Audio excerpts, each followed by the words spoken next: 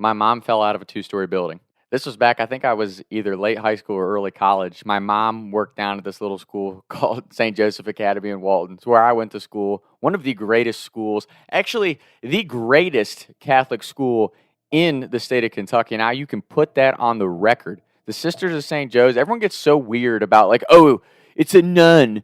Ooh, it's so creepy, and like all that. So stupid. So stupid.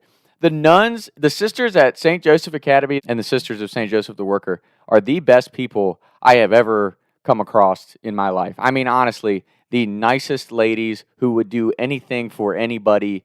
And that whole stigmatism out of being part of a religious order and all the BS that comes with it in today's society, it's just not true.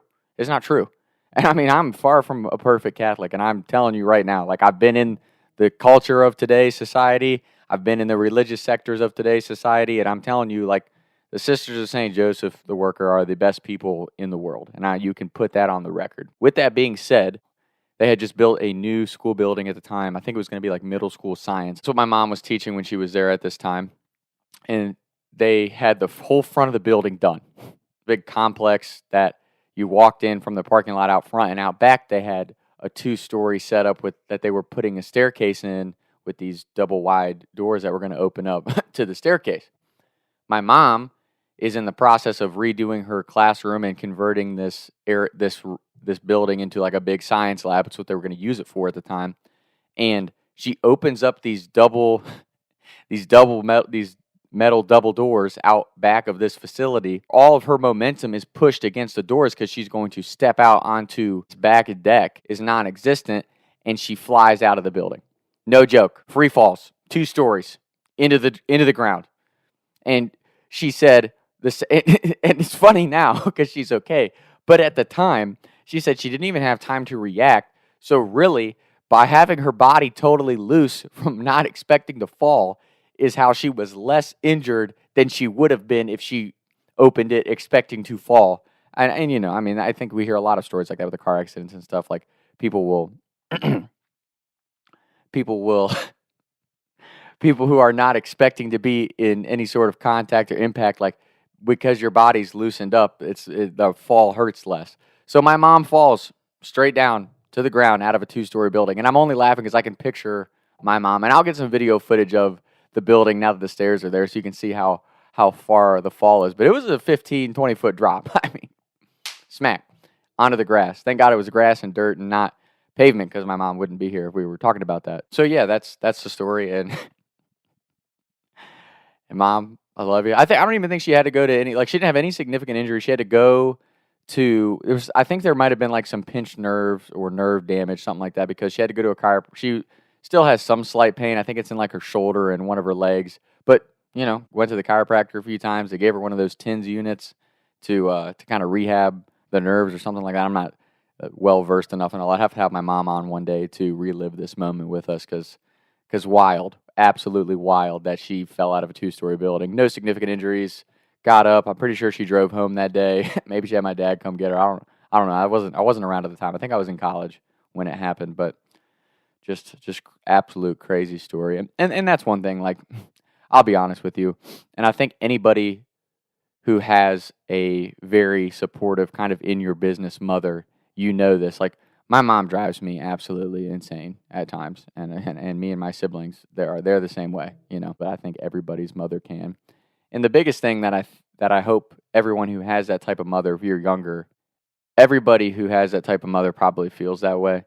And you know, like, God, if she could just cut me some slack or get out of my business or just not be so nosy for 5 seconds or let me talk or whatever it is that your mom kind of gets on your nerves with, just remember that it's all out of love for you. And anyone who doesn't have that type of mom or a mom period in their life, like, they wish they had that. So if you do have your mom in your life, regardless of how crazy she is, regardless of how nuts she drives you at times, just remember that not everybody has that.